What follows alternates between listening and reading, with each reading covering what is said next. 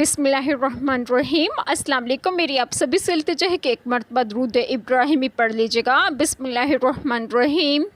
اللہم صلی علی محمد وعلی آل محمد کما صلیت علی ابراہیم وعلی آل ابراہیم انک حمید مجید۔ اللہم بارک علی محمد وعلی آل محمد کما بارکت علی ابراہیم وعلی آل ابراہیم انک حمید مجید۔ بسم اللہ الرحمن الرحیم۔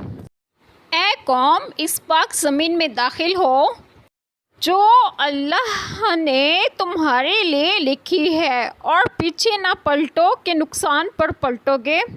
بسم اللہ الرحمن الرحیم۔ آج جو بات میں آپ لوگوں سے ڈسکس کروں گی وہ یہ ہے کہ اس آیت کریمہ میں ہے کہ اے قوم، اس پاک زمین میں داخل ہو جو اللہ تعالیٰ نے تمہارے لیے لکھی ہے، اور پیچھے نہ پلٹو۔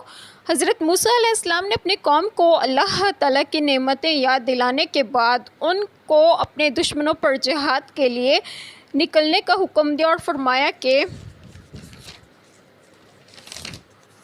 اے قوم، ارض مقدسہ میں داخل ہو جاؤ۔ اس زمین کو مقدس اس لیے کہا گیا کہ وہ انبیاء علیہ السلام کی مسکن تھی۔ مسئلہ اس سے معلوم ہوا کہ انبیاء علیہ السلام کی سکونت سے زمینوں کو بھی شرف حاصل ہوتا ہے، اور دوسروں کے لیے وہ باعث برکت ہوتا ہے۔ قلبی سے منقول ہے کہ حضرت ابراہیم علیہ السلام کوہ لبنان پر چڑھے تو آپ علیہ السلام سے کہا گیا، دیکھیں جہاں تک آپ علیہ السلام کی نظر پہنچے وہ جگہ مقدس ہے اور آپ علیہ السلام کی ذریت کی میراث ہے۔ یہ سرزمین طور اور اس کے گرد و پیش کی تھی، اور ایک قول یہ ہے کہ تمام ملک شام تھی۔